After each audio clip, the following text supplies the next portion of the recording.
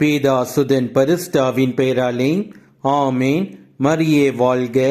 இன்றைய வார்த்தை, குற்றம் செய்தவரை நேர்மையானவர் என்றும் நேர்மையானவரை குற்றம் செய்தவர் என்றும் தீர்ப்பு கூறுகிறவர்களை ஆண்டவர் அருவருக்கிறார். He who justifies the wicked and he who condemns the righteous are both repulsive to the Lord. நீதிமொழிகள் அதிகாரம் 17 வசனம் 15.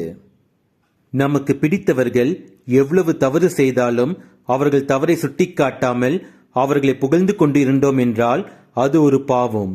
அதேபோல் கற்பனையாக ஒருவரை போதுமான ஆதாரங்கள் இல்லாமல் ஒருவரை தீய மனிதர் என்று நாம் பட்டம் கட்டி அவர்களை அவமானப்படுத்தினோம் என்றால் அதுவும் ஒரு பாவம். நாம் நம் வாழ்வில் எவ்வளவு முறை இந்த பாவத்தை செய்திருப்போம் என்று சிந்தித்து பார்ப்போம். அதற்காக மனம் வருந்தி நம் கடவுள் இயேசு கிறிஸ்துவிடம் மன்னிப்பு கேட்டு, இனி ஒருவரையும் நான் என்னுடைய அனுமானத்தால் என்னுடைய தேவைக்காக ஒரு மனிதரை சித்தரித்து தீர்ப்பிட மாட்டேன் என்று உறுதி கொள்வோம். இயேசுவுக்கே புகழ். மரியே வாழ்க. ஆமேன். பாவச்சுமையால் படருகிறேன், பாதை அறியாது வருந்துகிறேன்.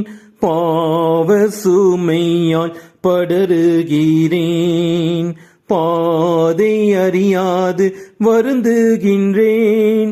பாதை காட்டிடும் உன்னையே நான், பாடை காட்டிடும் உன்னையே நான் பாதம் பணிந்து வேண்டுகிறேன். அன்பனே விரைவில் வா, உன் அடியேனை தேற்றவா.